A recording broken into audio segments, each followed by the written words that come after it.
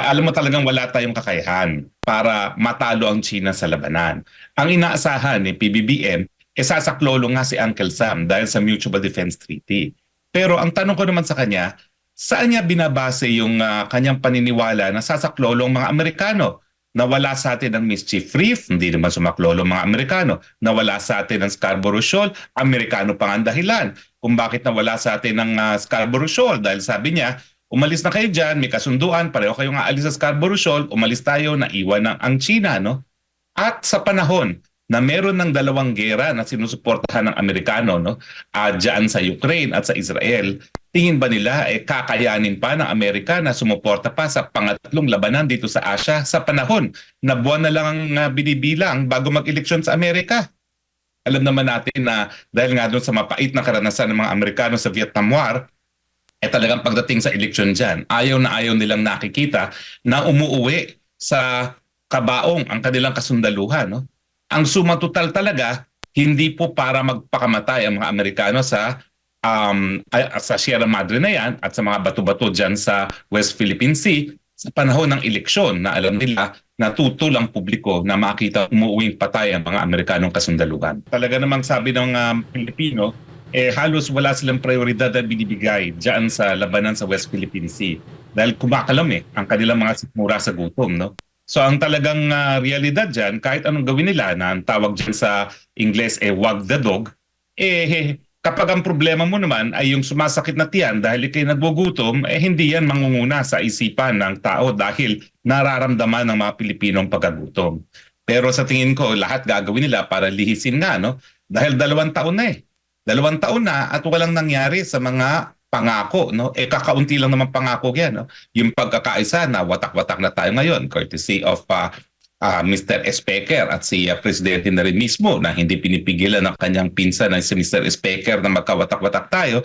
Tapos yung mas mababang presyo nga ng bigas na wala na po, nakasulat na po yan sa tubig dahil pataas ng pataas po ang presyo ng bigas at kapag nagkagera pa, baka umabot yan ng 80 hanggang 100.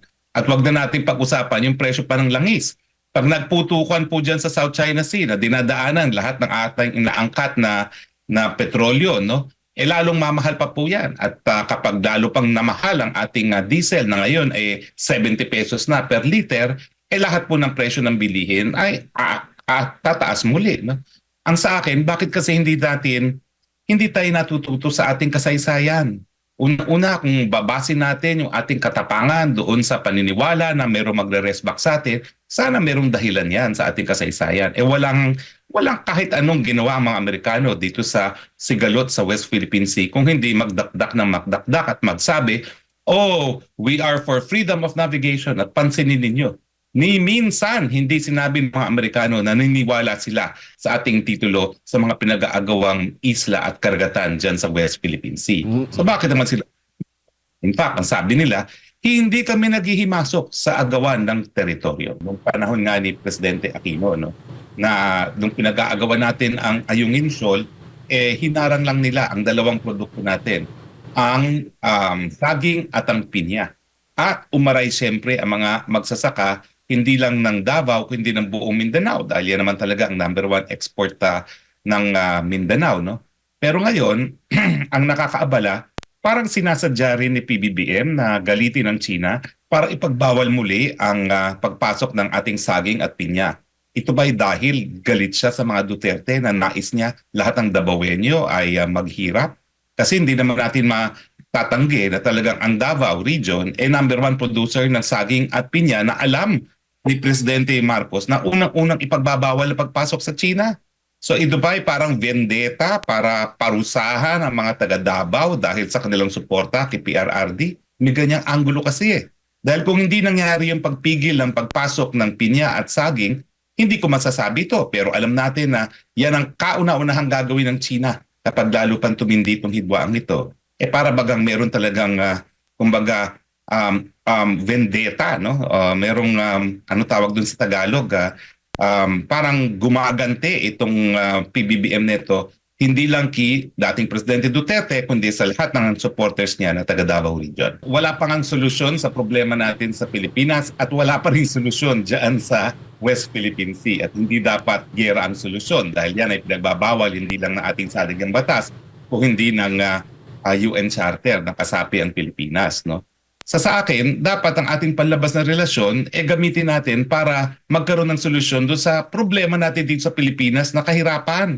Ang dapat nating atupagin ay siguro mas pabutihin ang relasyon sa ating mga karatig bansa kasama ng China na pangalawang pinakamayamang bansa na ngayon. No? Sa tutuusin, kung hindi lang dahil bilyon ng kanyang populasyon in terms of in real terms, so kanyang GDP, mas malaki na sa Amerika. Kaya lang dahil per capita, syempre number 2 lang siya sa Amerika dahil bilyones sa kanyang populasyon at 300 million lang ang mga Amerikano. No?